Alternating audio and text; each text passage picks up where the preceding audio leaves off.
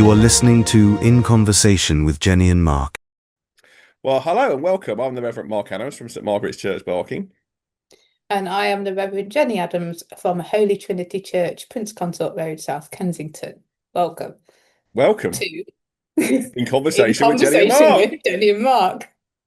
We were just deciding that we think we've got into at least third gear post our holiday now, don't we? But we're not sure that we've hit top gear yet. I don't know quite what happened when we do, but anyway, probably blow up. But Shall we admit that this is our third attempt to start this podcast? yeah, this is also our third attempt to try and start recording this. So we could maybe do a series of In Conversation with Jennie and Mark bloopers or outtakes, but we won't because it'll be really boring. Anyway, shall we move on? Because we've got the correct reading now, haven't we? We We think. have. So it's the 8th Sunday after Trinity. 8th Sunday after Trinity. Luke And we're 12, Luke 32 12, to 40. Luke 12, 32 to 40. And I think that is going to be coming up on the screen right now. And there we are. It's just there, isn't it? So, right, over to you, Jennie. You're going to read that. I think that's the plan anyway. Okay. Do not be afraid, little flock, for it is your Father's good pleasure to give you the kingdom. Sell your possessions and give alms. Make purses for yourselves that do not wear out, an unfailing treasure in heaven, where no thief comes near and no moth destroys. For where your treasure is, there your heart will be also. Be dressed for action and have your lamps lit. Be like those who are waiting for their master to return from the wedding banquet, so that they may open the door for him as soon as he comes and knocks. Blessed are those slaves whom the master finds alert when he comes. Truly, I tell you, he will fasten his belt and have them sit down to eat, and he will come and serve them. If he comes during the middle of the night or near dawn and finds them so, blessed are those slaves. But know this, if the owner of the house had known at what hour the thief was coming, he would not have let his house be broken into. You also must be ready, for the Son of Man is coming at an unexpected hour. Okay.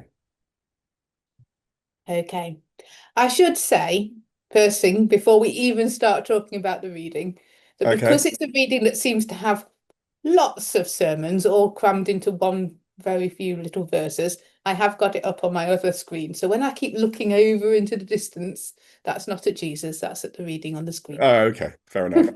Okay. So, yeah, it's well, it is a kind of strange passage in a way, isn't it? It feels well, in one sense, it feels like we've taken the second half of the previous section and pushed it into another section.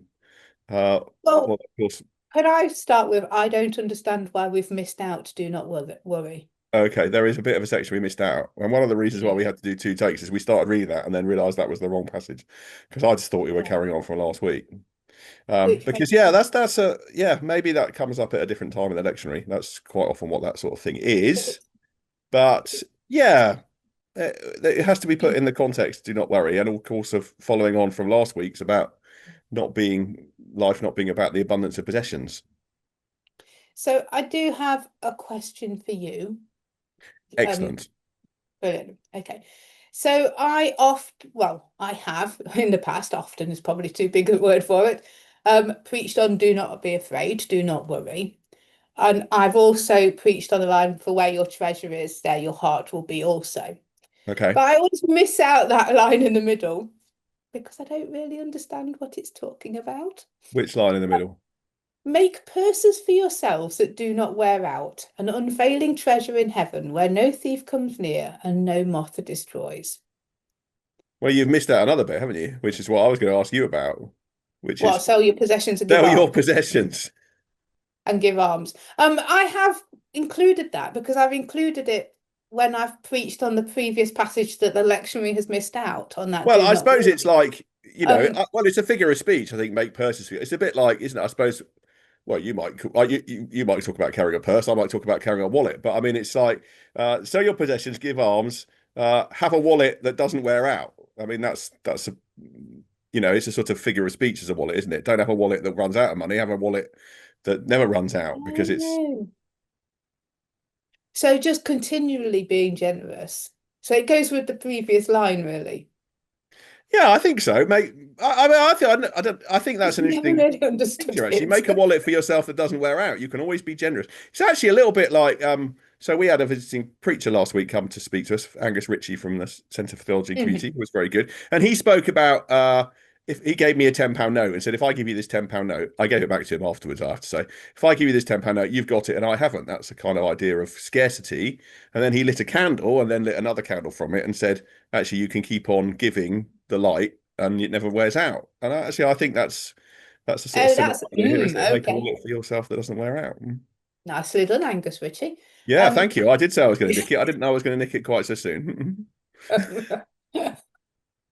But it's another That reason. But okay, come on, sell okay, your but put that possessions. to money though, because as How he are we quite doing rightly with that? said, give over your £10, you haven't got it. How are we doing with selling our possessions? We Hmm. own a lot of cutlery, don't we? We do have a lot of cutlery. Since we got married, we have 2 cutlery drawers, and they're not allowed to be mixed together. This is my rule, actually. But Yeah, yeah, we I have. mean, nobody. I mean, no, you say nobody does this. Very few people do this. We don't do this, do we? We don't. We don't start. We haven't Well, sold our possessions. We're okay, not I saying am going to say it doesn't say sell all your possessions. Does yours say that? no. It doesn't. It says sell your possessions and give alms. Doesn't say don't have anything. Hmm. Mm. Okay. I think that's relevant. I think that's relevant because so when I was preaching last week, I did mention the fact that, in Luke's gospel, Jesus' followers lived in their own houses with their own things. It's not as though they had nothing, but No, and they they still seem but to it's keep their not fishing boats as well, didn't they? Because they go back to them later. yeah, and the business and everything. It's not as though they had nothing. You can still be generous and still own enough. It's not all it's I don't feel it's an all or nothing kind of situation. Okay.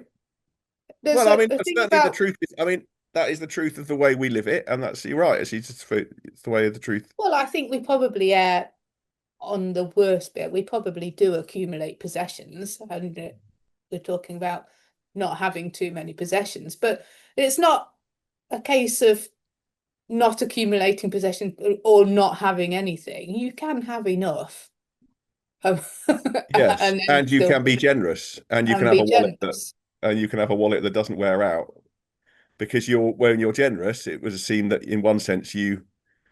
Well, what is this idea of building up? It's almost like building up credit in heaven, isn't it? It's always like you'll build Hmm. up, which you know. I'm interested about it not wearing out though, because that's all very well with candles, but there is only a finite amount of money that we have access to. So, how does that respond to my beggar budget, so to speak? It does run out. It does run out. I have a certain amount that I can give out, and it runs out.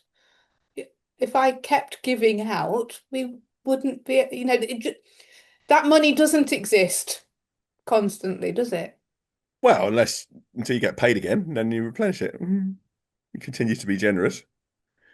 And in a sense, you can trust that I suppose there's a sense of trusting if you give it out, That it will come God will again. continue to, that's the sort of the idea here, isn't it? It's about trust. It's an invitation to trust, isn't it? This is an invitation to trust in God with our money, with things that are really, when I say the things that are really important to us, things that we need to live because in a way, yeah, we need food, we need housing, we need shelter. I mean, but not everyone has them, but we certainly No, notice when but we we're supposed don't. to have them. You know, So it's really a follow on from last week's, because we were talking about trust last week, weren't we? I guess yes, it is still following on from last week, isn't it? And of course, Mm. do not worry as well, which is the bit that it's missed out. Mm. Is an invitation to trust, isn't it? And um, you know, Okay. and in fact, your father knows you need them. That's the bit that Right. God will Um, be there. You can trust God. yeah. Don't think that you can. And I think it's easy to. Okay, so from my point of view, my question around this is it's easy to. Well, I find that quite difficult, actually. I like to know what I've got in the bank. You will know that I Mm. have my spreadsheet. I Well, like to me keep too. track of Mm. what's going on, and actually, you do as well. Yeah, me too. Um, and there's something about being good stewards of that.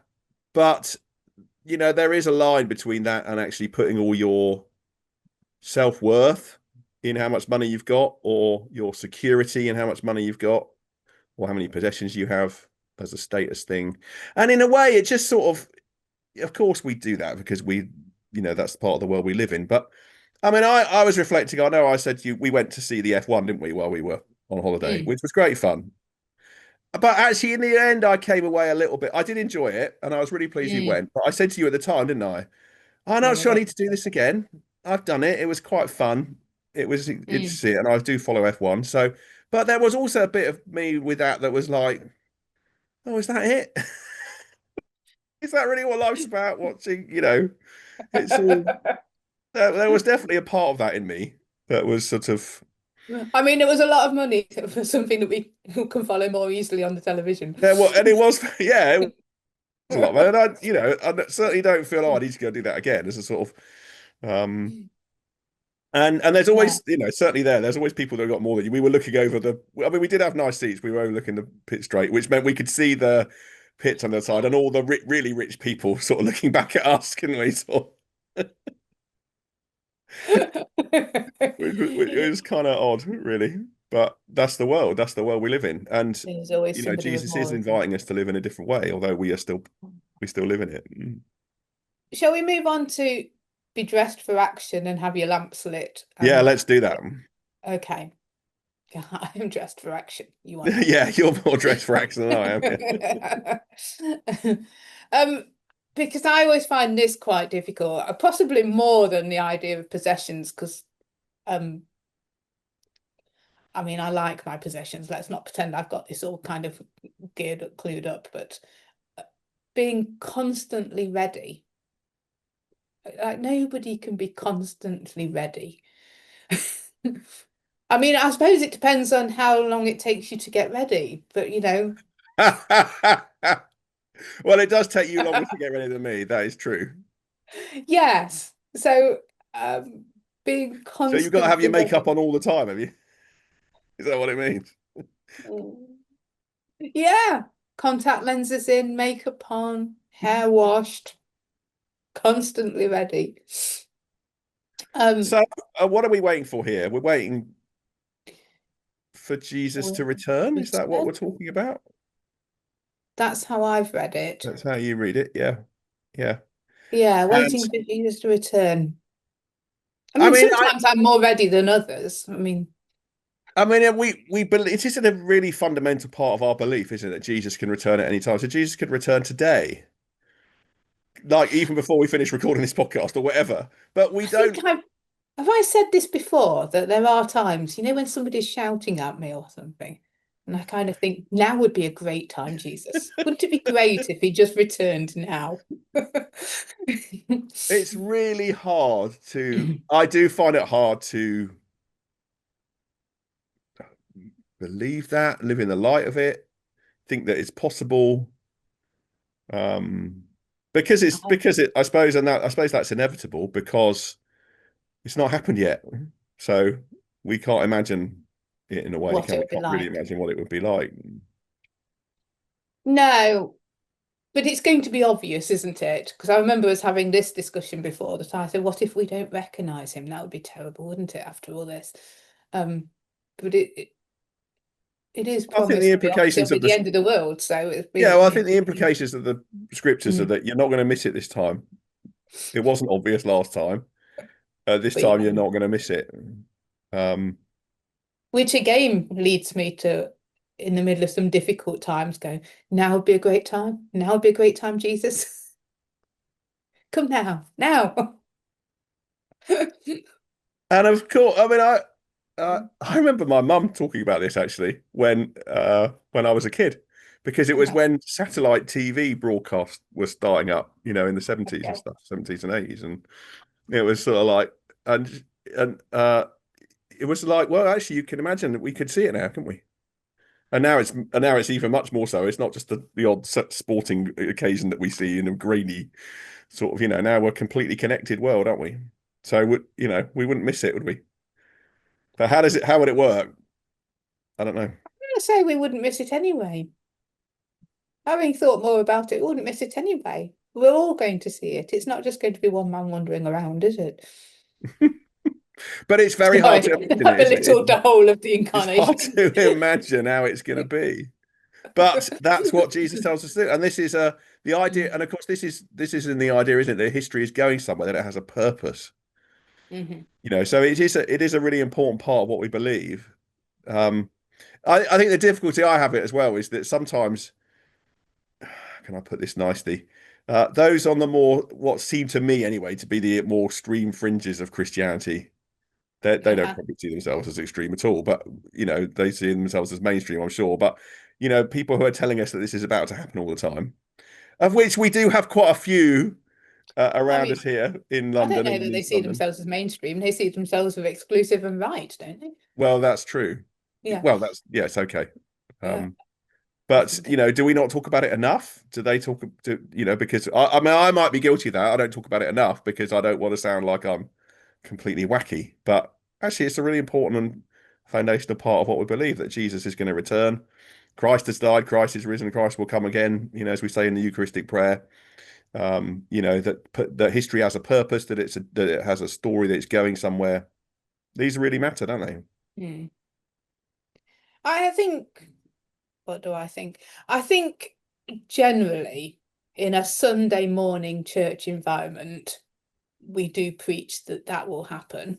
I think where I'm guilty of just not saying anything rather than preaching wrong when it comes to funeral visits, because there's a lot of Plato influence in our society, isn't there? And I don't want to go, oh no, it's rest in peace and then rise in glory, because we don't really know either. But so when people say they're flying high in Jesus and there's another angel in the sky, I'm afraid I just keep very silent. I am guilty of that. Yeah, But well, I don't think that's the right time. it's probably not a good time to No, mention I it don't think either. you could judge your whole we're not, Mm. I don't think that's not the Mm. appropriate moment, at least for me, to start going into, Yeah. we could still agree of a kind of hope of more, and that there's a lot There will be an afterlife. And anyway, if time is all swirly, whirly, wibbly wobbly, well, that's right. Yeah. So, we don't really know what's absolutely. happening. Yeah. That's how I tell myself anyway. Yeah. I don't know that you necessarily have to get into that. You can still hold out the hope that, of resting in peace and rising in glory, and that there's more, and that we can look forward to that. It's definitely there, but I don't think you need to get into the minutiae of that in a funeral visit. In preaching, though, I think it is. Yeah, I think if it's anything, I'm probably not. I mean, just need to reflect on what I might say on Sunday about it, really. Well, that's what's going to be the next question. So as we start to wrap up, what are you going to preach on Sunday? Are you preaching on Sunday? I am, because Okay. my colleagues have Lee's on holiday and Cecilia is not currently working. So yeah, it's back to me again, which is fine. That's my job. I'm not complaining about it. What am I well, I think it's interesting to see how you can kind of link these two things together, because if you have that perspective of, being watchful that Jesus is returning, that's ultimately where the story's going, then how much money you have and how many possessions you have does become a bit meaningless, doesn't it? Because Yeah, these I things wouldn't are remember not, to approach it the other way round. or you can approach the other way around. Yeah. In as much as, like, if we are generous, constantly generous, then we are already ready. Ooh, I like that. So it's kind of People, form of getting ready. Well, I think that's yeah, true, because but actually you're saying is that what you're saying is in here, I think in both of these parts, is what is ultimate, what really matters in our lives. And what really matters in this way is that Jesus is going to return, that our relationships with him and therefore also with one another are more important than the amount of wealth and possessions we can accumulate. yes, I want the emphasis on being the relationship with Jesus and not being so scared he might return and we're doing the wrong thing. Yeah. Which is why And I just actually, whether to start with the yes, question. practicing being generous is a way of because, as you say, have a wallet that doesn't wear out, that stores up treasure in heaven, is exactly what he is saying. Put your emphasis there. That's where meaning is to be found, not in accumulating lots of stuff that you can't take with you when you're gone. If you link it back to the last week's So I think, yeah, and you can look at that from either end, can't you? You can start, they're both those things are, you can work to that from either end, can't you? So yeah, I think that's been really helpful for me. So I hope. No, and me, and I'm going to go for that line, the wallet I that think doesn't wear out. That's where I'm going to start. wallet that doesn't wear out. Fantastic. Good. Well, we hope that if you're listening to this and you are reflecting on these passages yourselves in some form, or maybe even for each other, that's been helpful. We will be back again next week. We will indeed. We'll We find will. another gear. Well. Maybe. Still moving up through the gears, although we have a car that doesn't have any gears anymore. So this analogy is sort of starting to break down, isn't it?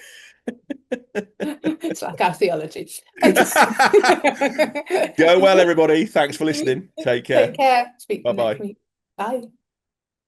Thank you for listening to In Conversation with Jennie and Mark. Please subscribe for more episodes on all the usual podcast platforms.